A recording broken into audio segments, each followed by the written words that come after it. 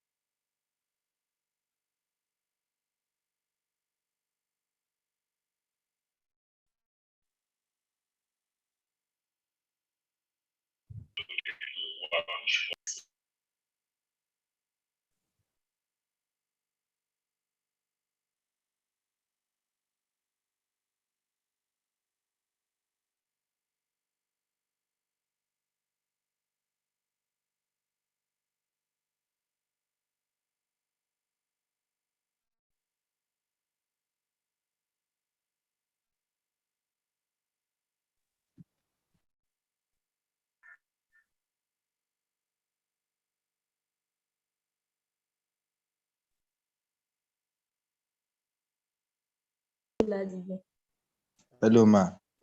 What's up, ma? Good morning, everybody. Welcome to Chemistry 156 class once again this morning. Good morning, welcome to 156 again this morning. Good morning, welcome to 156 again. Good morning, welcome to 156 again. Okay, I'm just trying to.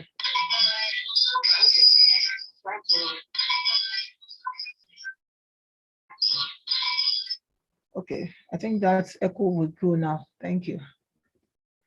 Okay, so let's start from where we stopped. Just give me a minute while I share my screen. I think the YouTube page or link has already been posted. So just give me a minute while I share my screen.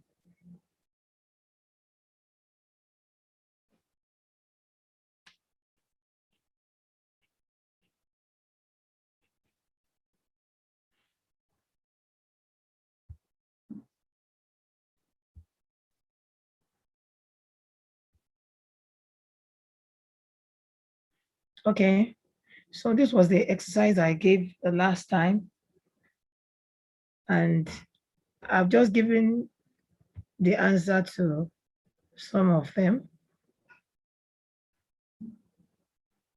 So you should look through, and if you did it, you should be able to see whether you got it right or wrong.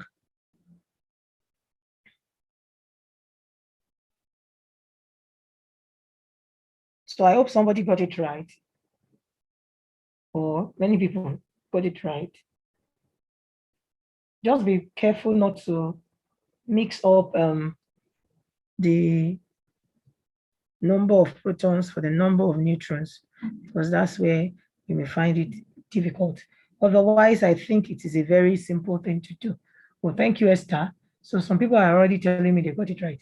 Okay, that's good. Okay, okay, okay.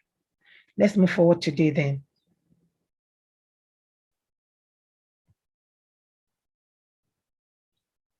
It's too early to start raising hands. So let's just move forward. We have a lot of ground to cover, and I'm praying we do something worthwhile this morning. So we'll move quickly to the electronic structure of the atom. The electronic structure of the atom. I hope everybody is hearing me. Okay, thank you. Who is this? Oxygen. Okay, don't worry. What if you can get the two that I gave you? That means you got oxygen right. Thank you, Idris. I've seen your answer. Now, there is a need for us to know how electrons are actually arranged. Sorry for that. Around the atom. And that gives us the electronic, leads to electronic configuration. There are different models that were proposed for the arrangement of electrons around the atom. Now, the first, one of the models, not actually the first, was was proposed saying that the electrons are just there. They are just placed like an ornament around the nucleus of an atom. From many experiments and reasoning, this stationary model was found to be incorrect, because if that is the case, since the nucleus is strongly positively charged, remember the protons are inside the nucleus of an atom with the neutrons, which is neutral in charge. The positive charge will pull the electrons since they are just there. And you know, opposite charge attracts. So that stationary model was found to be incorrect. The other model that was postulated was the continuous motion. Okay, so if they are not stationary, the opposite will be that they are continuously moving. But it is found that when an electron is a charged object, when it continues to circulate in an orbit, it radiates energy, that it loses energy. And as the energy depreciates or decreases, it will slow down in motion until it spirals into the nucleus, and that will not make sense. So if it's not stationary and neither continuous in movement, so how is it arranged? And this leads us to the electrons and spectral analysis. When an electrical discharge is passed through a gas at low pressure, for example, in a cathode ray tube that was used to determine the existence of an electron, electromagnetic radiation are produced. Electromagnetic radiation is energy, is actually energy, but that travels as a wave through space. Electromagnetic radiation is energy that travels through space as a wave, and you observe it as a spectrum.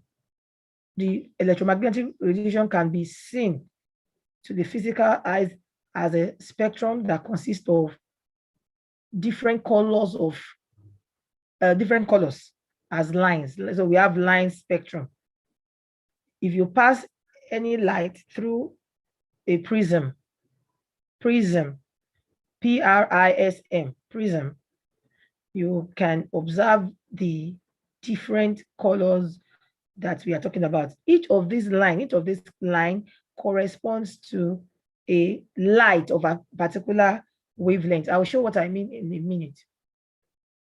So this is what was happening this is what will happen in a cathode ray tube when you passed an electrical discharge through a gas. This is the electromagnetic radiation. And if you pass it through a prism, this is a glass prism, you see that you can see white light coming from the rear left side of this diagram.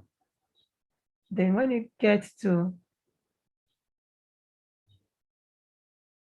the prism, you can see that it differentiated, it breaks down into a line spectrum, different colors of light, and each of these lights has its own wavelength. So when an electron absorbs energy, it also gives light, and that was the light that William Crookes saw. When an electron absorbs energy, you know, we said electrical discharge was passed through gas at low pressure. So when electrons absorb or any charged object, what electrons this time around absorbs energy, it radiates light, it gives us light. And that is why if all the elements, hydrogen, neon, any element has its own particular line spectrum. As you can see there, the spectrum of hydrogen, if hydrogen is passed through is inside the cathode ray tube, and you pass electrical discharge in it, the electrons inside it absorbs energy and gives off light, and the light that will give off will, if you pass it through a prism, you will find that each element has its own particular line spectrum. Now, let's pause a while and just talk about this electromagnetic radiation. There are waves that have electrical and magnetic properties, and they are characterized by wavelength and frequency. The wavelength. See, I have here in this small diagram underneath a picture or a pictorial diagram of what a wave looks like. You can see we have an idea of what a wave looks like anyway. So it rises and falls. It rises to a crest, falls through a trough, go back to a crest and to a trough.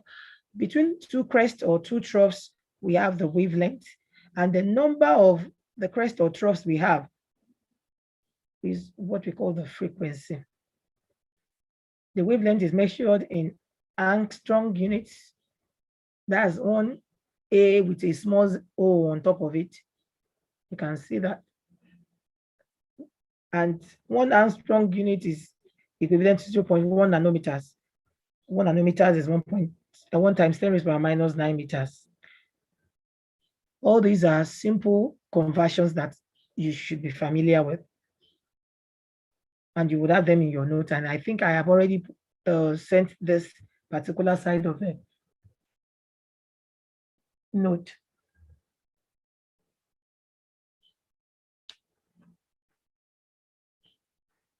Somebody's asking for YouTube link. It's already been posted. Go through the chat again. And yes, this slide is available. At least this part I'm teaching up till here is available. It has been uploaded since last week. It's part of lecture note 3. So I'm going to post lecture note 4 after this class. So lecture note 3 actually has this. So if you have ever downloaded your lecture notes, you'll find the lecture notes under the atoms, molecules, and my parts. Just look under, you'll find the lecture notes there. So frequency is measured in hertz. Let's go ahead. So, we are trying to find the arrangement. We are trying to talk about the arrangement of electrons around the nucleus of an atom. That was what we started with. Let's forget that. And then we discovered that electrons cannot be stationary, and electrons cannot be moving in some continuous motion, because as it moves, it loses energy, and then it can spiral into the nucleus. So, and we also found that when electrons absorb energy, it radiates, it gives electromagnetic radiation as light. Now, and we find that the electromagnetic radiation differs from one element to another.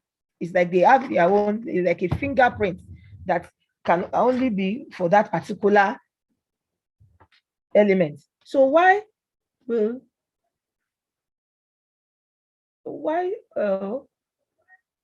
I don't think this particular slide is showing. I think it should be showing now. Okay, yes, it's showing now. Why would electrons emit light at only certain wavelengths? Why not at all wavelengths? Why should hydrogen be at a particular wavelength? Don't forget the light spectrum of hydrogen. You can see the wavelengths. This is what you have for hydrogen. That's what you have for neon. And you can Google and see the line spectrum for each of the elements. You can see that they are different. No two elements is alike. So why? And we have seen that these lights are equivalent to a particular wavelength. Sorry, corresponds to a specific wavelength. Sorry about going back and forth. So now, this is where we are.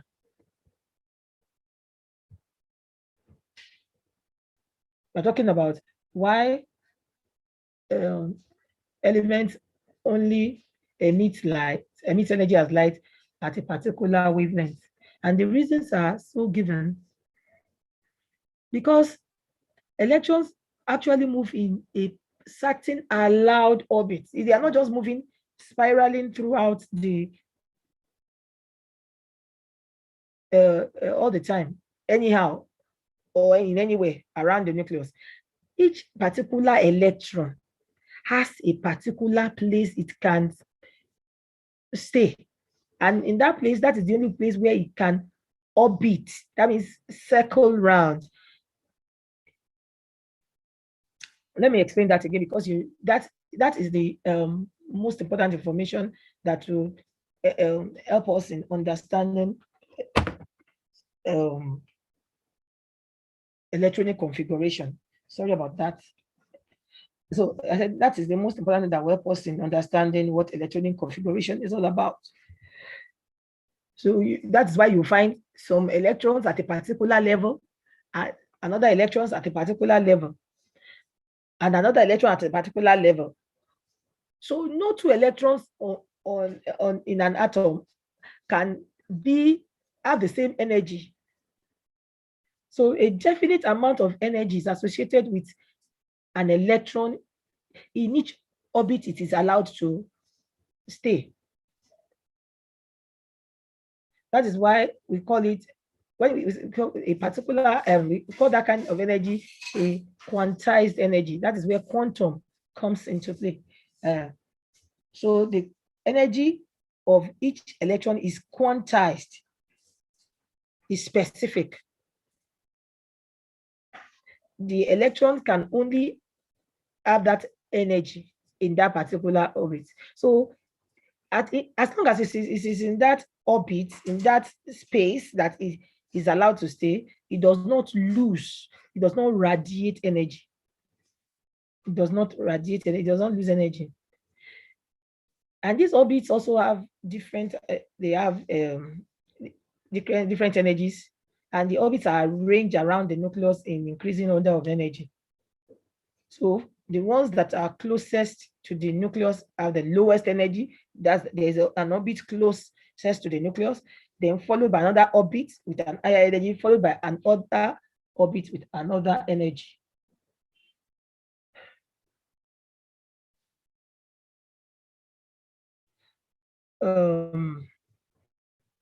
You would have to permit that window. So sorry about that. Stop raising hands. Let's start from that. Stop raising your hand. If you stop, once you raise hands, something like that comes up. So stop raising hands. Let me try and end this slide, and I will start again from here. Then please stop raising hands. You can chat.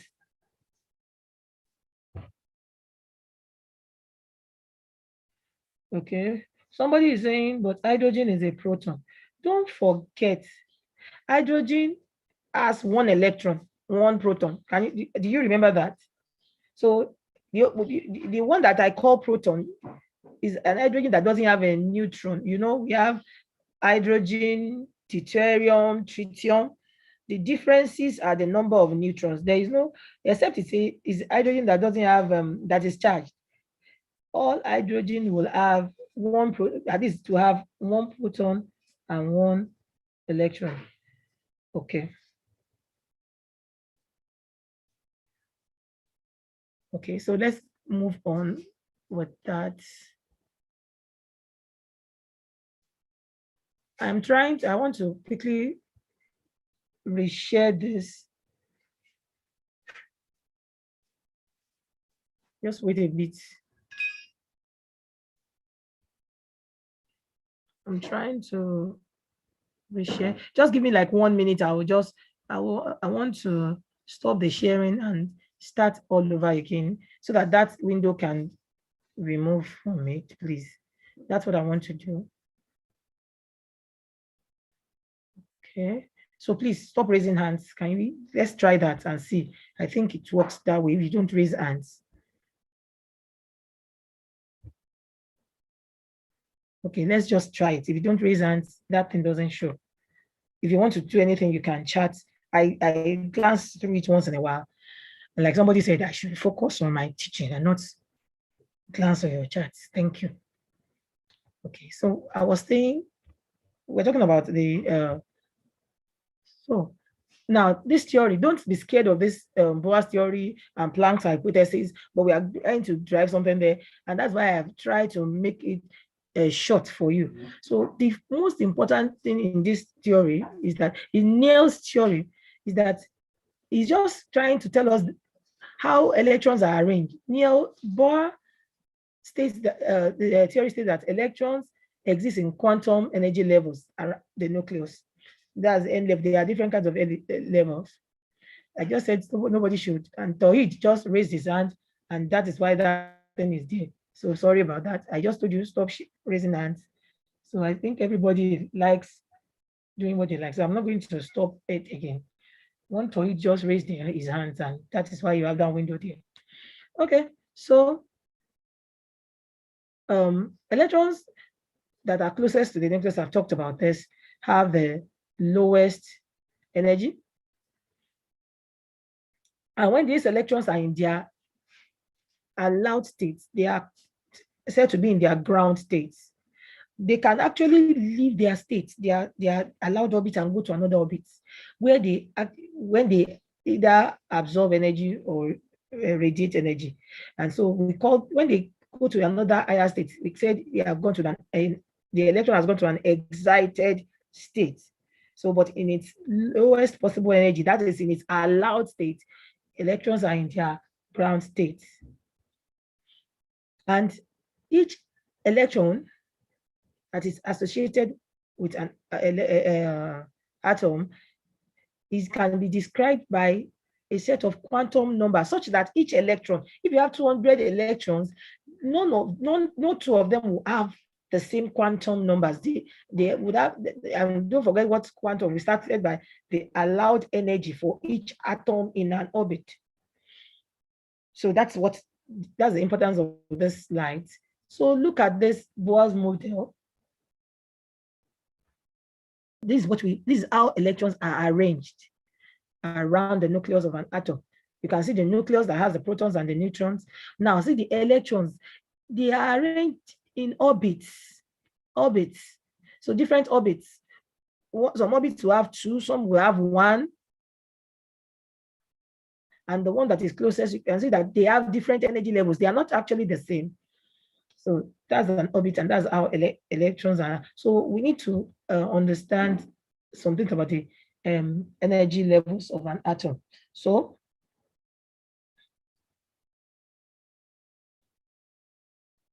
I've told you that when an electron moves from one energy level to another, it absorbs or emits energy. And the difference between this energy can be calculated by using that equation, delta E equals to H multiplied by V. This V is actually not V, it's actually no. It's for frequency. Delta E is the energy of the atom the electron, the energy of the electron in its final state when it moves from its low energy to the high energy minus the energy of its inertia. So energy of final minus the energy of initial. H is the Planck's constant. You are familiar, you should be familiar with the 6.26 times 10 to the minus 34 joules second. You don't need to cram, like you said, you don't need to cram this.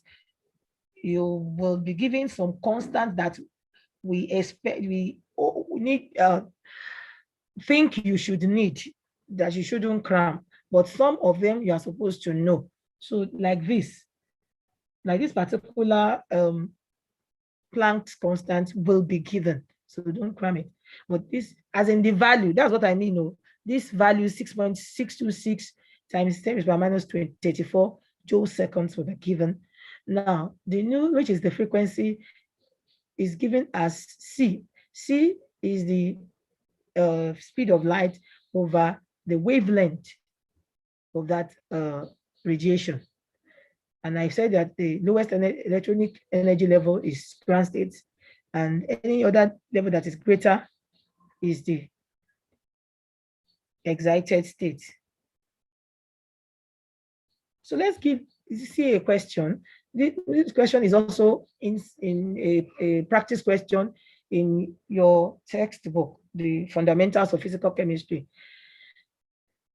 Now the question says, as a result of the transition of an electron between two energy levels, light of wavelength 540 nanometers is emitted. Calculate the energy difference between the two levels. You have to calculate delta E here. And please know what wavelength is, know what frequency is. Let me try and see if I can do this.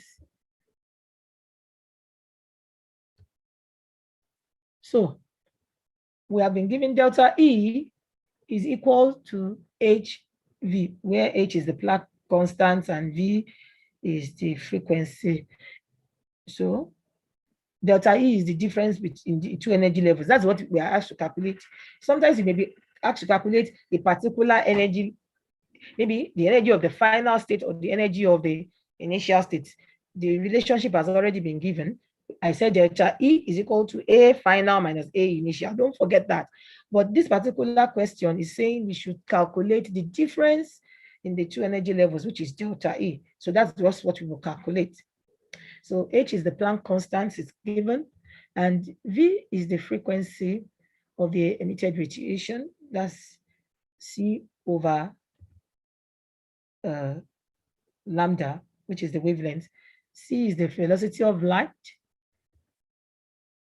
Lambda, which is the wavelength, is given also in the question. So all you need to do here is to, since you know V is C over lambda, just put C over lambda wherever you see V, wherever V is supposed to be. And if you do that, and you see that all your units, the right units will cancel out, because, for example, meter. Remember now, this is important. I forgot to say that. You know, the wavelength is given in 540 in nanometers. Sorry, the wavelength is given in nanometers, And we have the speed of light given in meters per second. So this meter part of it has to be even.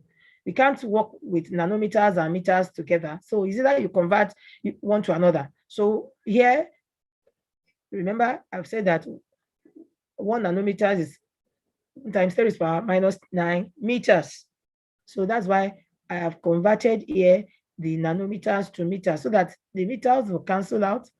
This per second will cancel out the second here, and you end up with the unit of energy, which is 3.68 times 10 to the power minus 19.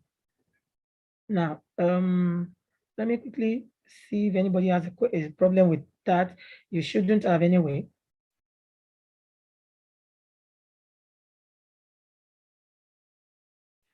Festus, you are wrong. You are wrong. The reason why you are wrong is because you didn't, I'm thinking you didn't convert your nanometers to meters. You cannot represent F for frequency. If you are in, this is not just a Yoruba class where F is frequency. No, F is not frequency, my dear. Okay, let's quickly go on. I think everybody's following me. So let's talk about the energy levels. Now, this is where we are going. We have established that electrons exist in different allowed orbits or energy levels around the nucleus of an atom. So the allowed energy levels within which an atom can stay or can operate is defined by, sorry about that. So just give me a minute. I'm sorry, I did something.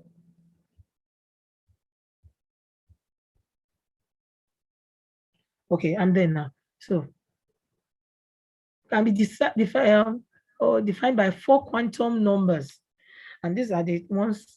We have the principal quantum number, signified by number symbol n, small letter n, the principal quantum number. And we can also represent it by letters K to P. That is, the shell number will be for, we have KLMNOP, representing the quantum number 1 to 6.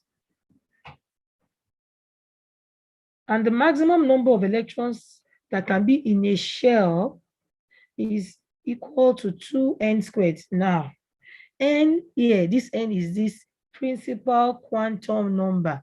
So when n is 1, we are talking about the K shell. Please listen now. I need you to listen. Stop typing anything. The more you will miss out if you are typing now. Please just listen. Listen. If you know it already, fine. If you need to know it, fine. Please listen for the next few minutes, maybe for the next 10 minutes, then I can see your chat or allow you to chat again. Now, I said the maximum number of electrons in a particular shell is equal to n squared, where this n is the principal quantum number. So if n is 1, we will have 2 multiplied by 1 squared. If n is 2, we have 2 multiplied by 2 squared. That is the maximum number of electrons that can be in this. So for K shell, the maximum number of electrons that can be in K shell. Now, I need you to type now because you are responding. What's the maximum number of electrons that can be in K shell? God bless you. Familiar, yes, it's to know, that's good. The maximum number of electrons that can be in P shell.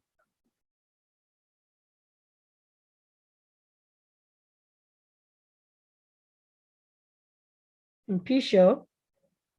Good. And Enoch, God bless you. Quadri, God bless you. So 72. That's good. That's good. Precious, 16 is wrong. Oyewale Mujib, that number is also wrong. Just look at it again. Just look at it again. Like I said, is P, that would be 6 squared times 2. That's 36 times 2. So if we get to the p shell, we can actually have 72 electrons in the p shell. So let's go on. Please don't type again. Let's just move on, because these are the places where you may get things wrong and you keep asking over and over again. Okay. Now, the second, the first one we talk about is, sorry about this. The first one we talk about is the principal quantum numbers. We are talking about the allowed energy levels that we can use to define an electron. We said there are 4. The first one is principal. The next one is what we call the angular momentum or azimuthal quantum numbers. The angular momentum or azimuthal quantum numbers. And it is represented by the small letter L. The L is actually written something like this, but it's L, small letter L.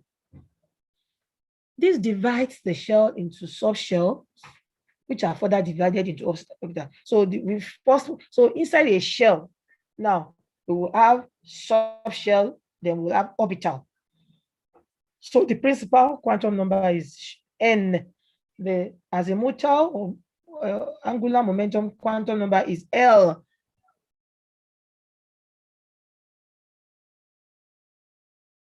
And it's also described the shape of the orbitals in which the electrons are found. So the minimum value of L is 0. And the maximum value of L is n-1. So that means L is from 0 to n-1. You understand that? Now, I'm not saying 0 does not mean no electrons. We are just trying to give value to this angular momentum, not that there is no electrons there. So please don't get that wrong. And each of these is a subshell. 0, when L equals 0, that's a subshell. L equals 1 is a subshell. L equals 2 is a subshell. Till n-1, the principal quantum number. And each of these corresponds to a particular value of subshell, like I said. So that's SPDF and so on. You are familiar very well with this. As it is with the principal quantum number, N, for the azimuthal quantum number, there is a maximum number of electrons that is allowed in a subshell, and that is 2 into 2L plus 1. 2 into 2L plus 1. So whatever the value of L, so now we are talking that now we can now see that the maximum number of electrons. So for example, if we are talking about subshell S that corresponds to L equals 0. So we have S, P, D, F, and so on like that. So S corresponds to when L is equal to 0. So if I say, how many electrons are we expecting in this particular subshell? You put the value of the L here. So for S, L is equals to 0. So that is 2 multiplied by 0 times plus 1. So that's 0 plus 1. That's 1. So that's 2 multiplied by 1, which gives you 2. This is what I just said. For subshell with L equals 0, we can have only 2 electrons. For the F shell, when L equals to 3, that's when L equals to 3. Remember I said, you can see this dash means that you can go on and on. So 0 is S, 1 is P, 2 is D, 3 is F, 4 is G, S, P, D, F, G. That's how it goes. Don't bother about the fact that where it does S, P, and these ones comes from. Actually, they are describing the shape of the orbital. We will get to that in a bit now. So, yes, thank you. Okay, everybody gets it right. It's 14. It's 14. That's good. So, and pictorially, this is what we are talking about. The azimuthal quantum numbers, it tells us the shape. So we have L equals 0, L equals 1, L equals 2, L equals 3. And for L equals 0, we have the S shell, the p orbitals, the d orbital, and the f orbital. These will be done in details. I'm just going to do the ones that you need for physical chemistry. For those that will go further and do inorganic chemistry, you will do this. And for this, you can see this is one of 3. We should do talk about that now, because this can, you see, we have 3 of this, we have 5 of that, and so on. And that leads us to the magnetic quantum number. Yeah, the magnetic quantum number, which is ML, or simply M.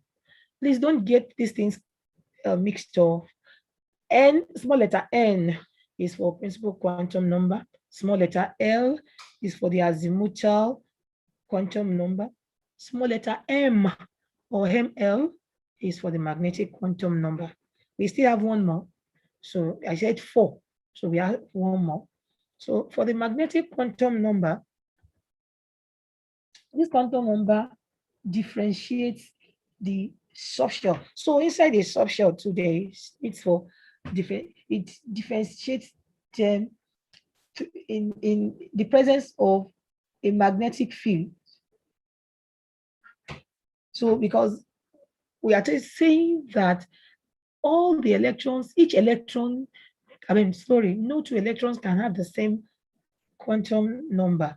So if we have like those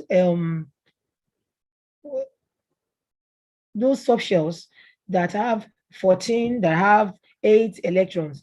So how do you differentiate all those electrons from each other? And that's where the magnetic quantum number comes in. So when these orbitals are exposed to strong magnetic fields, they become degenerate. That is, they have the same energy level. They become non-degenerate. They become non-degenerate because they have the same orbital values. They are the same energy at that stage. But when you expose them to magnetic field, they become non-degenerate. Their energy level becomes different. That's the meaning of non-degenerate. So ML, which is the magnetic quantum number, which is from the value of L. Remember what L is? L is what we just did now. L is the azimuthal quantum number. And so it ranges from the value of L equals from minus L to 0 to plus L. This is important. Minus L through 0 to plus L. Minus L through 0. So you are coming, whatever you have you get to 0, then you increase. What does that mean? What this means is, let's see what this means now. For subshell S, where L is 0. For subshell S, where L is 0. So if we want to know the ML, from this formula, minus 0 to 0 plus 0, you will say something like minus 0, which doesn't make sense, to 0 to plus 0. So all of them are 0. So that means it has only one orbital. That is why the S subshell has only one orbital. For P shell, the L equals 1. ML is from minus 1 to 0 or to plus 1. So we can have minus 1, 0, plus 1. That is 1, 2, 3 orbitals. That's why you have Px, Py, Pz. For D shell, it has L equals 2. So we are coming from ML equals to minus 2, minus 1, 0, plus 1, plus 2. So this gives us 5 orbitals. So the ML of minus 2 will be different from the orbitals of -1, will be different from the orbital of 0, will be different from +2, +1. So each of these are the orbitals inside this subshell. That's why you have dxy. Don't forget all the for d. Sorry, one moment, please. This thing just hanged now. No, now okay. Don't worry. Let's just continue what we are doing. So for d, I have dxy, dxz, dyz, dx squared, y squared, dz squared. Those are the things you have for d, the 5 of them. So those 5 orbitals also will have their individual electrons. And the last quantum number is the spin quantum number, that is represented by simply S or ms. Now, so that we don't miss this, mistake this S for the orbital S. You know, there is an orbital that is S. So sometimes we just stick with ms, m substitute S, different from ml. Now, for the spin quantum number, when we now have one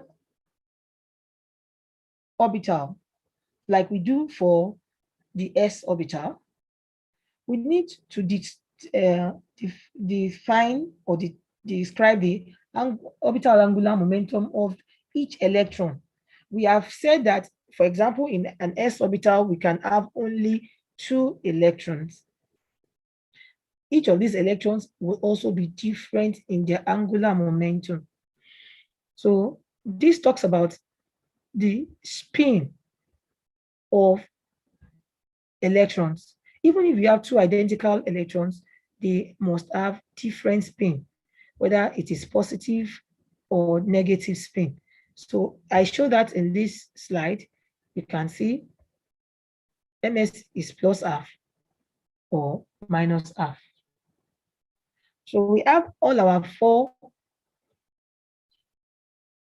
quantum numbers.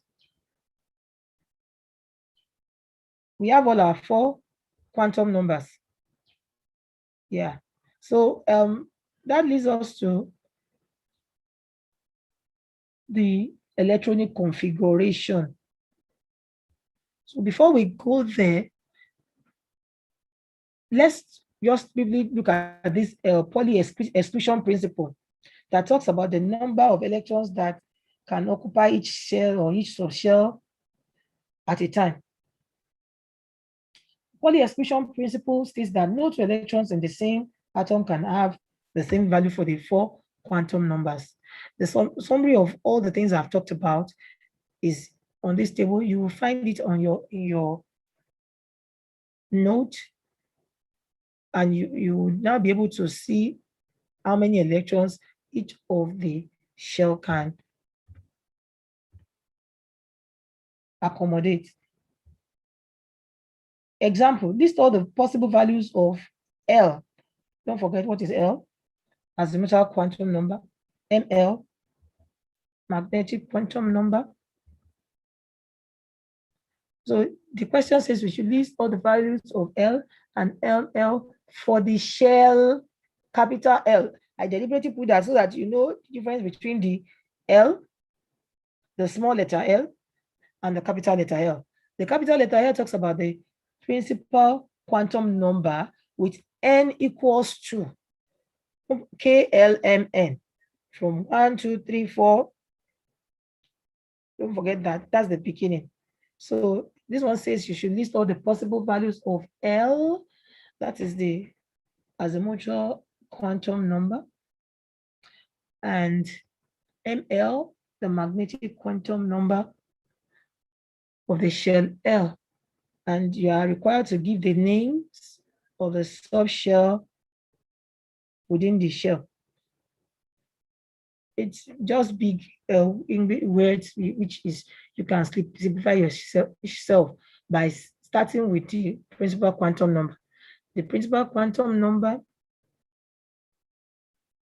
has n equals 2, and we have said that L ranges from 0 to n minus 1. Don't forget that L ranges from 0 2 minus 1. And since n equals to n minus 1, since n equals to n minus 1 will be 2 minus 1. So for this particular case, L will be from 0 to 1. Since n equals to 2 minus 1 is 1, so we have 0 to 1. So L equals 0 and 1. And the subshell are S and P.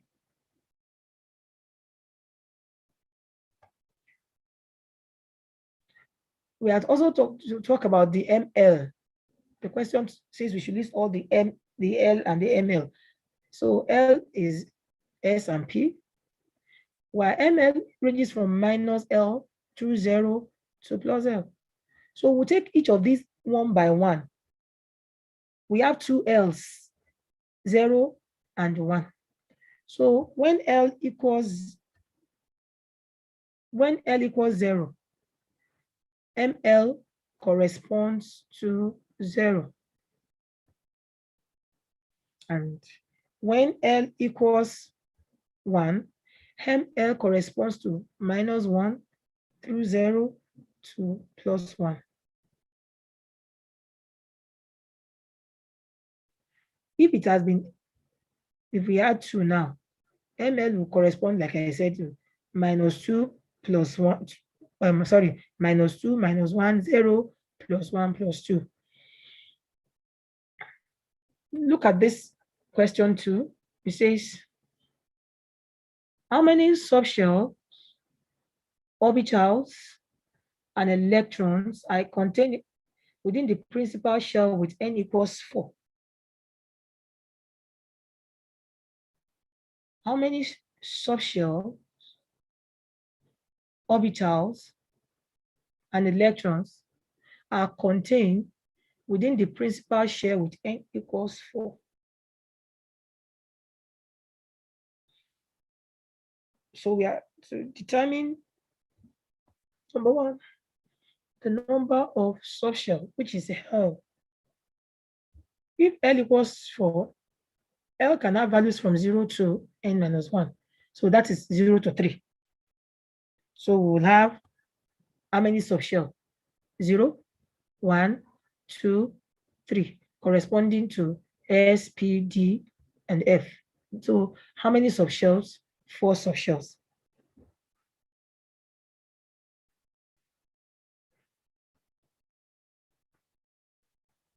How many orbital? So you take each of the subshells one by one.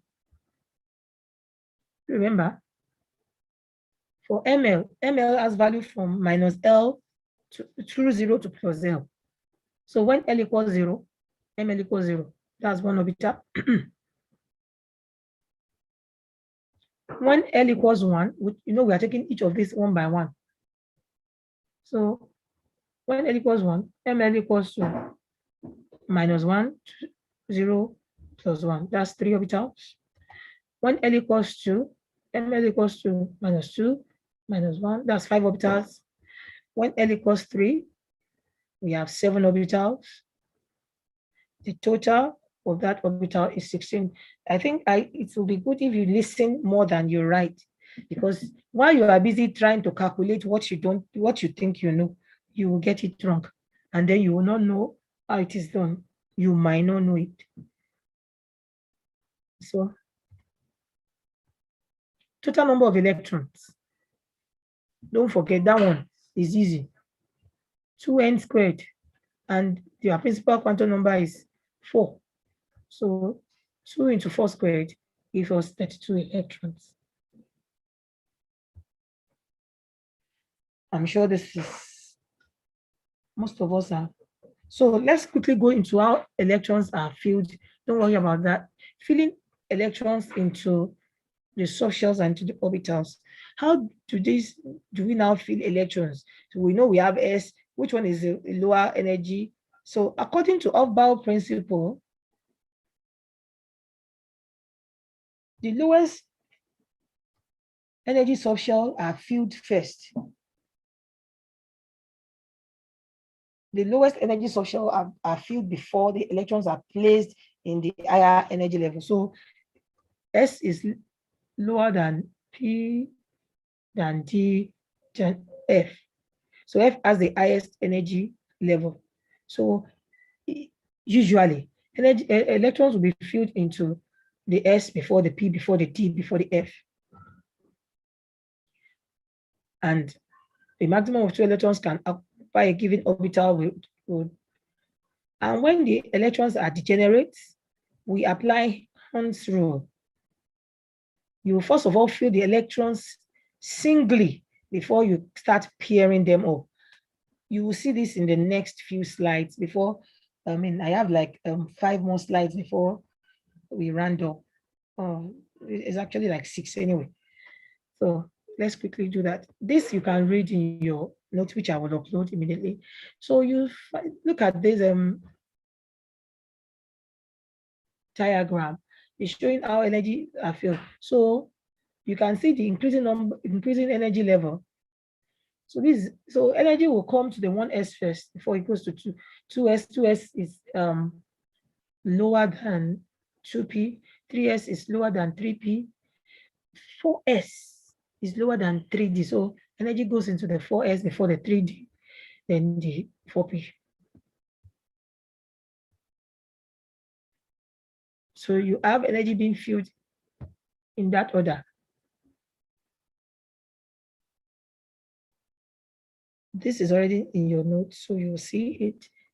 Let's give you an example. If you want to fill energy, electrons into.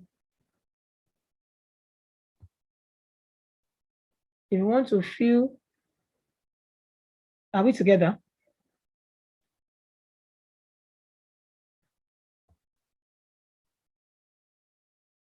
We can have SPDFG and so on. Yes, it can be more. We can have SPDFG, but for most of the electrons you are familiar with at this level, most of them, the orbitals end at F, but the F is not the last orbital. That was why I put dash, dash, dash in front of it. So let's look at this. We want to fill electrons into an hydrogen atom that has only one electron.